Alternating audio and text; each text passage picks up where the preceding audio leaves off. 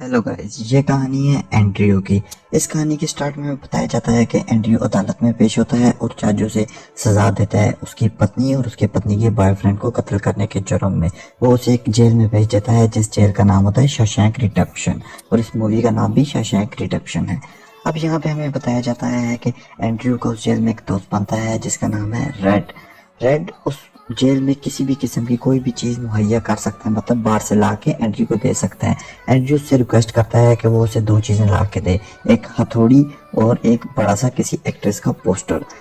Red सोचता है कि इस छोटी सी हथौड़ी से एंड्रयू को खोदते खोदते मतलब सुनिंग बनाते बनाते 600 साल लग जाएंगे यहाँ से भागने के लिए, इसलिए वो इसे ये दोनों चीज़ें ला के दे देता है।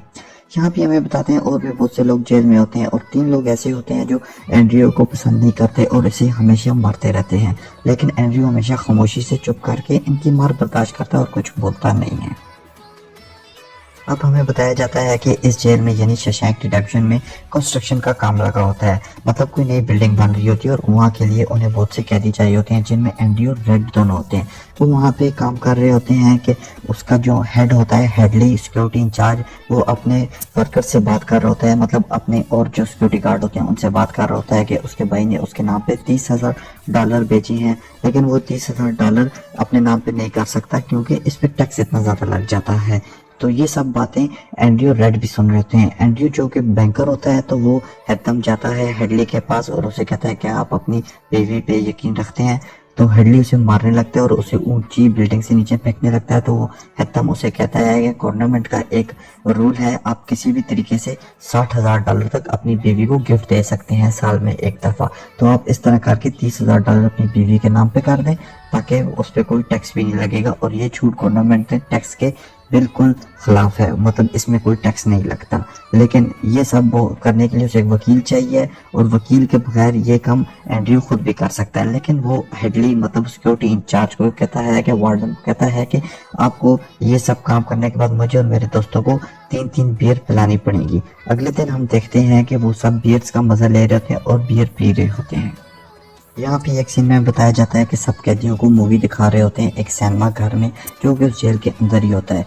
कि एंड्रयू बाहर निकलता है तो वो जो 3 लोग एंड्रयू को पसंद नहीं करते वो एंड्रयू को मारने लगते हैं और एंड्रयू को काफ़ी ज़्यादा मारते हैं, जिससे वो 1 माह के लिए जेल में चला जाता है। और जो बंदा उसे मार रहा होता है उसे एक कैद खाने में भेज देते हैं जो बिल्कुल काल कोठरी बताई जाती है इस जेल में, 1 हफ्ते के लिए उसे भेजते हैं। यहाँ पे हमें सीन में बताया जाता है कि वो जिसने एंड्रयू को मारा होता है वो 1 हफ्ते बाद निकलता है। तो वो जो वार्डन होता है हेडली, वो जिसने 30,000 का काम जिसका किया होता है एंड्रयू ने, वो उसको इतना मारता है कि उसे हमेशा के लिए अपाहिज करके जेल भेज देता है और यहाँ पे एंड्रयू भी ठीक होके बाहर आ जाता है। यहाँ पे हमें एक सीन में बताया जाता है कि जो हेड वार्डन होता है, मतलब सबसे बड़ा वार्डन होता है, वो जेल में आता है एंड्रयू की और एंड्रयू की जेल की तलाशी लेने लगता है। वहाँ पे उसे एक बाइबल मिलती है, वो बाइबल को देखता है और कहता है कि इसे भी यकीन होना चाहिए। और वो जब जेल के अंदर देखता है एंड्रयू के रूम में तो बहुत से पोस्टर लगे होते हैं, लेकिन वो कहता है कि हम इन पोस्टर को बर्दाश्त नहीं करते, लेकिन कभी कभी हम इसे दरगुजर कर देते हैं, मतलब कुछ भी नहीं कहते। असल में वो वार्डन एंड्रयू से मिलना चाहता है क्योंकि बहुत से ऐसे काम होते हैं जो वार्डन इलीगल जिस पे टैक्स ना हो वो करना चाहता है, और उसे पता चल जाता है कि एंड्रयू ये काम कर सकता है और वो वहाँ से चला जाता है एंड्रयू को अपने देखभाल के। यहाँ पे वो एंड्रयू की ड्यूटी लगा देता है लाइब्रेरी में, जहाँ पे एक बहुत बूढ़ा बाबा काम कर रहा होता है, वो उसे उसका असिस्टेंट लाइब्रेरी बना देता है और एंड्रयू वहाँ भी काम करने लग जाता है। कई साल गुजर जाते हैं और बहुत से अफसरों के ITR मतलब टैक्स के बहुत से मामला एंड्रयू साथ साथ हल करने लगता है। उसका काम बहुत बढ़ जाता है, इसीलिए वो अपना असिस्टेंट रख लेता है और उसका असिस्टेंट होता है रेड, उसका दोस्त ही। इसी तरह कई साल गुजरते जाते हैं और वो यही काम करता रहता है। और यहाँ पे मैं आपको बताता चलूँ कि जब वो वार्डन उसके जेल की तलाशी ले रहा होता है तो उसे हथौड़ी नहीं मिलती जो स्टार्ट में हमें बताया जाता है कि वो एंड्रयू रेड से मंगवाता है। फिर यहाँ पे एक सीन स्टार्ट होता है जिसमें वो लाइब्रेरियन बूढ़ा जिसका नाम ब्रूक्स होता है, वो एक कैदी के गले पे चाकू रख के खड़ा होता है। एंड्रयू और रेड भी आ जाते हैं, वो उससे पूछते हैं कि वो क्यों इसे मारना चाहता है। वो कहता है बूढ़ा ब्रूस कि मेरी सज़ा ख़त्म होने वाली है, मैंने 50 साल इस जेल में गुजार दिए हैं, मैं बाहर नहीं जाना चाहता, मैं इस कैदी को मार दूंगा ताकि मुझे वो दोबारा जेल में रख लें। एंड्रयू और रेड उसे समझाते हैं और उनके समझाने पर बूढ़ा ब्रूक्स मान जाता है और उसे छोड़ देता है। इसी तरह वो इस जेल से मतलब शशांक रिडेम्पशन से रिहा हो जाता है। अब वो बाहर की दुनिया में जाता है। वो देखता है कि दुनिया बहुत चेंज हो गई है। 50 साल बाद इस दुनिया में गाड़ियाँ बहुत ज़्यादा आ गई हैं। पहले एक गाड़ी होती थी, अब बेताशा गाड़ियाँ आ जाती हैं। वो यहाँ पे रहता है कुछ दिन, लेकिन सर्वाइव नहीं कर पाता, और सर्वाइव ना करने की वजह से वो खुदकुशी करके खुद को मार देता है। फिर सीन दोबारा जेल में शिफ्ट होता है, और वहाँ पे हमें बताया जाता है कि जो हेड वार्डन होता है वो एक नया प्रोग्राम करता है जिसका नाम होता है इन आउट, मतलब कि वो यहाँ पे बहुत से प्रोग्राम लॉन्च करेंगे, मतलब बहुत से प्रोजेक्ट करेंगे जिसको कैदी वहाँ पे कंस्ट्रक्ट करेंगे। इसी तरह वो बहुत सा पैसा भी कमा लेता है, क्योंकि इनकी लेबर बहुत सस्ती होती है कैदियों की, और वो सारा पैसा ब्लैक मनी होता है। उस ब्लैक मनी को वाइट मनी में कन्वर्ट करने के लिए उसे एंडी की बहुत ज़्यादा ज़रूरत होती है। इसी तरह एंडी एक शख्स है जो उसका वार्डन का पार्टनर बनाता है, ऑर्डन स्टेवन, जो कि इस दुनिया में होता नहीं है, ताकि अगर कल को कोई मसला हो जाए तो पुलिस ऑर्डन स्टेवन को तलाश करेगी, लेकिन वो तो इस दुनिया में होगा ही नहीं और मिलेगा ही नहीं, और वार्डन बच जाएगा। यहाँ पे हमें बताया जाता है कि यहाँ पे एक नया कैदी आता है जिसका नाम टॉमी होता है। टॉमी बहुत अच्छा और एक नौजवान होता है, खूबसूरत नौजवान होता है। वो हमेशा रेड और एंडी के साथ होता है। एक दिन टॉमी रेड को मिलता है और उससे पूछता है कि एंडी इतना क्यों खामोश रहता है और ये किस वजह से इस जेल में है। तो रेड उसे बताता है कि वो अपनी पत्नी और उसके बॉयफ्रेंड को कत्ल करने के जुर्म में इस जेल में है। तो यहाँ पे सीन हमेशा शिफ्ट होता है कि टॉमी और रेड इसके एंड्रयू के सामने होते हैं, और टॉमी कन्फेस्ट करता है कि एक दफ़ा वो एक जगह चोरी करने गया था, तो वहाँ पे एक पति और पत्नी लेटे हुए थे और वो जाग गए थे, तो उसने उन दोनों को मार दिया। लेकिन बाद में टॉमी को पता चलता है वो पत्नी नहीं बल्कि बॉयफ्रेंड गर्लफ्रेंड थे। और यहाँ पे हमें ये पता चलता है कि एंडी ने अपनी बीवी को कत्ल नहीं किया था, बल्कि टॉमी ने किया था। और यहाँ पे वो इसको हेड वार्डन के पास टॉमी को ले जाते हैं। टॉमी वहाँ पे अपनी सज़ा कबूल कर लेता है और कहता है कि मैंने मारा है इसकी बीवी को और उसके बॉयफ्रेंड को, और एंडी बिल्कुल बेकसूर है। लेकिन यहाँ पे हमें बताया जाता है क्योंकि एंडी वार्डन के बहुत से काम करता होता है, उसकी हर चीज़ ब्लैक को वाइट करता है, तो इसीलिए वो उसकी बातों को वार्डन नहीं मानता और एंडी को बेगुनाह तस्वर नहीं करता। और एंडी उसे इनडायरेक्टली धमकी कहता है कि वो उसके मामलात किसी को, मतलब उसके टैक्स चोरी वाले मामलात किसी को नहीं बताएगा। ये सुनते ही वार्डन उसे काल कोठरी में 1 महीने के लिए भेज देता है, और दूसरी साइड हमें बताते हैं कि वो टॉमी को गोलियां मार के कत्ल कर देता है। 1 माह बाद वो आता है एंडी के पास और कहता है कि टॉमी भाग रहा था और टॉमी को हमने मार दिया है। एंडी समझ जाता है कि वो भाग नहीं रहा था, इन्होंने खुद मारा है उसे, लेकिन वो अब कबूल नहीं कर सकता था क्योंकि टॉमी इस दुनिया में रहा नहीं था। एंडी वार्डन को कहता है कि वो उसका काम नहीं करेगा, वो उसे 1 माह के लिए और काल कोठरी में भेज देता है। यहाँ पे हमें बताते हैं कि वो जब 2 माह बाद काल कोठरी से निकलता है तो एंडी मान जाता है कि वार्डन का काम करूँगा, क्योंकि उसके पास और कोई चॉइस नहीं होती। इस सीन में हमें बताया जाता है कि एंडी और रेड आपस में बातें कर रहे होते हैं। एंडी रेड से कहता है कि मेक्सिको में एक जगह है जिसका नाम ज़िवाटेनोर है, वो बहुत खूबसूरत जगह है। एंडी कहता है कि वो वहाँ जाना चाहता है, वहाँ पे अपना एक रेस्टोरेंट खोलेगा और एक किश्ती रहेगा और अपने दोस्तों के साथ वहाँ रहना चाहता है। आगे से रेड उसे कहता है कि उम्मीद पागल कर देती है इंसान को, बहुत ज़्यादा भरोसा उम्मीद पे नहीं रखना चाहिए। एंडी कहता है कि उसके पास सिर्फ 2 ही रास्ते हैं, या तो वो यहाँ पे मर के रहे या तो वो बाहर जाके खुल के ज़िंदगी जिए। इसके बाद एंडी रेड से कहता है कि वो उसके साथ एक वादा करे। वादा ये होता है कि एंडी उसे कहता है कि वो जब यहाँ से आज़ाद होगा तो बूस्टन जाएगा, वहाँ पे एक बहुत बड़ा मैदान है और मैदान में एक बहुत बड़ा दरख्त लगा हुआ है। उस दरख्त के साथ साथ एक दीवार जाती है और दीवार के साथ एक छोटा सा बड़ा सा काला पत्थर पड़ा होगा। उस पत्थर के नीचे एक घड़ा होगा और इस घड़े में एक बॉक्स होगा, वो उसे खोले। तो एकदम रेड उससे पूछता है उस बॉक्स में क्या होगा। वो कहता है जब वो उसे खोलेगा तो उसे खुद पता चल जाएगा।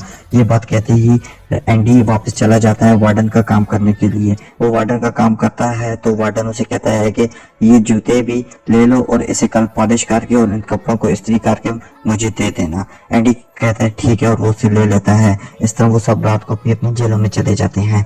यहाँ पे बताया जाता है रेड बहुत परेशान होता है क्योंकि वो समझता है कि एंडी खुदकुशी न कर ले, क्योंकि वो बातें ऐसी कर रहा होता है। यहाँ पे हमें सुबह होता है तो हमें पता चलता है कि एंडी अपनी जेल से बाहर नहीं आता। और दूसरी साइड हमें वार्डन बताया जाता है कि वो जब अपने जूते वाला बॉक्स खोलता है तो वहाँ पे वो उसके अपने पॉलिश हुए जूते नहीं होते बल्कि एंडी के जूते होते हैं और एक सायरन बजने लगता है। उस सायरन का ये मतलब होता है कि कोई कैदी इस जेल से भाग गया है। फिर हमें बताया जाता है कि वार्डन फौरन एंडी की जेल में आता है और रेड को भी वहां लाया जाता है। वो रेड से पूछते हैं कि एंडी कहाँ गया, तुम हमेशा साथ होते थे। रेड कहता है वो नहीं जानता एंडी कहाँ गया है, यहाँ से भागने का कोई रास्ता नहीं है। वो कहता है तो क्या उसे आसमान खा गया, जमीन निकल गई, एंडी किधर गया, यहाँ पे सिर्फ छोटे छोटे पत्थर पड़े हुए और इसके अलावा और कुछ भी नहीं है। वो उन्हीं कंकरों को उठा के मारने लगता है। तो उधर तो पोस्टर पे मारता है कि पत्थर एकदम दीवार से टक्कर के नीचे नहीं गिरता बल्कि अंदर चला जाता है। जब वो पोस्टर हटाते हैं तो देखते हैं कि एक बहुत बड़ी सुरंग होती है। वो एकदम हैरान रह जाते हैं क्योंकि किसी मशीन के बगैर ये सुरंग बनाना बहुत नामुमकिन होता है। यहाँ पे हमें बताया जाता है कि वो जो छोटी सी हथौड़ी थी, एंडी 20 साल तक उस हथौड़ी से वो सुरंग बनाता रहा है। तो यहाँ पे बताते हैं कि एंडी उस सुरंग से भाग चुका होता है इस जेल से। यहाँ पे फिर जितने भी जेल के गार्ड होते हैं वो सब एंडी को ढूंढने के लिए इधर उधर जेल के आसपास जाते हैं। तो उन्हें एंडी के कपड़े और उसकी कुछ जरूरत की चीज़ें मतलब कंघी और साबुन वगैरह मिलता है। यहाँ पे हमें बताया जाता है कि एंडी जो रोज़ सुरंग खोदता था वो अपनी पेट में थोड़ी थोड़ी मिट्टी ला के 20 साल से बाहर फेंक देता था जेल में ताकि किसी को पता ना चले। और यहाँ पे हम देखते हैं कि जो ब्लैक मनी के जो सारे डॉक्यूमेंट्स वार्डन के होते हैं उसकी जगह पे वो बाइबल वहाँ पे रख देता है एंडी। और अपने और जो कपड़े होते हैं उस वार्डन के जो उसने प्रेस करने के लिए उसे दिए होते हैं, जो जूते होते हैं, एंडी वो दोनों कपड़े और जूते साथ लेके जाता है और साफ सुथरे कपड़ों में वहाँ से निकलता है। यहाँ पे हमें बताया जाता है कि जब एंडी उस सुरंग को पार करता है, जब वहाँ पे सारी जेल्स की लाइट बंद हो जाती है। जब सुरंग पार करता है तो आगे गटर का पाइप आता है बहुत बड़ा। एंडी उस गटर को पाइप में से होते होते जेल के बाहर चला जाता है। और यहाँ पे आपको ये बताता चलूँ कि गटर के पाइप की जो लंबाई होती है वो तकरीबन 2 फुटबॉल ग्राउंड के बराबर होती है। और ये एक बार सोच के ही नामुमकिन वाली बात है क्योंकि वो बहुत गंदा पानी होता है। कई दफ़ा एंडी वहाँ पे वॉमिटिंग भी करता है। यहाँ पे हमें बताते हैं एंडी सुबह के टाइम जब वहाँ से फ्री होके जाता है, एक साफ सुथरे कपड़े पहन के बैंक में जाता है और वहाँ पे वो सिग्नेचर करता है उस इंसान के जिसके साथ वार्डन 20 सालों से एक टैक्स चोरी के लिए उसने बनाया होता है, वो जहाँ पे वो अपने सारे पैसे रखता है। इन पैसों की तादाद 2.95 मिलियन होती है क्योंकि स्टार्ट से ही वो इंसान एंडी बना होता है। एंडी उसके सिग्नेचर करता है, डॉक्यूमेंट्स भी एंडी के पास होते हैं, तो वो सारे पैसे वहाँ से निकलवा लेता है और एंडी इस तरह एक आज़ाद और बहुत अमीर बन जाता है। यहाँ पे हमें दूसरी साइड बताया जाता है कि वार्डन फौरन अपना लॉकर खोलता है डॉक्यूमेंट्स के लिए, तो देखता है तो वहाँ पे वो बाइबल पड़ी होती है। और वो जब बाइबल को खोलता है तो उसमें एक हथौड़ी के साइज का एक सांचा बना होता है। यहाँ पे हमें बताया जाता है जब फर्स्ट टाइम 20 साल पहले एंडी के रूम में वार्डन आता है और वो सारे रूम की तलाशी लेते हैं, उन्हें हथौड़ी नहीं मिलती, तो उस टाइम भी हथौड़ी उस बाइबल में उसने छुपाई होती है ताकि किसी को पता न चले। यहाँ पे हमें बताते हैं कि एकदम पुलिस आ जाती है उस वार्डन को पकड़ने के लिए क्योंकि सारे उसके ब्लैक मनी के जो सबूत होते हैं वो एंडी जाने से पहले एक न्यूज़ रिपोर्टर को दे जाता है और न्यूज़ रिपोर्टर से पुलिस को पता चल जाता है, वो वार्डन को गिरफ्तार करने के लिए आती है। लेकिन यहाँ पे बताया जाता है कि वार्डन गिरफ्तारी से पहले ही खुदकुशी कर लेता है और खुद को मार देता है।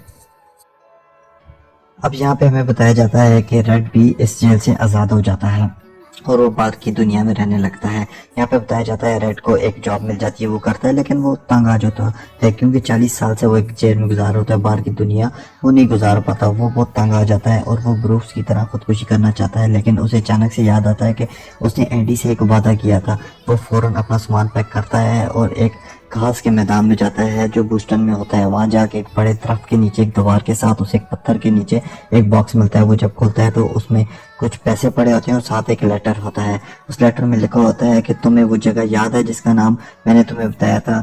तो एकदम रेड के मुंह से निकलता है ज़ेवाटेनियोर, तुम वहाँ आ जाओ, मैं तुम्हारा इंतज़ार करूँगा। और उसमें लिखा होता है कि उम्मीद एक अच्छी चीज़ होती है, बल्कि सब अच्छी चीज़ों में सबसे ज़्यादा अच्छी चीज़ होती है, ये कभी इंसान को गिरने नहीं देती। यहाँ पे इस सीन में हमें बताया जाता है कि रेड जाता है उस जगह पे ज़ेवाटेनियोर में, तो सामने एंडी एक छोटी सी किश्ती को ठीक कर रहा होता है। वो उसे देखता है और बहुत खुश होता है। और यहाँ से ये बताया जाता है कि रेड को याद भी आता है कि मैंने कहा था कि उम्मीद ख़तरनाक चीज़ होती है लेकिन उम्मीद अच्छी चीज़ होती है। इस उम्मीद के भरोसे ही एंडी ने 20 साल तक सुरंग खोदी और अपने आप को उस जहन्नम से आज़ाद करवाया। यहाँ पे हमें ये सब बताया जाता है कि उम्मीद को कभी भी नहीं छोड़ना चाहिए, उम्मीद के भरोसे आप एक न एक दिन कामयाब होते रहते हैं। ये मूवी सबसे हाई रेटिंग मूवी है और इस मूवी को ऑस्कर अवार्ड भी मिला गया है।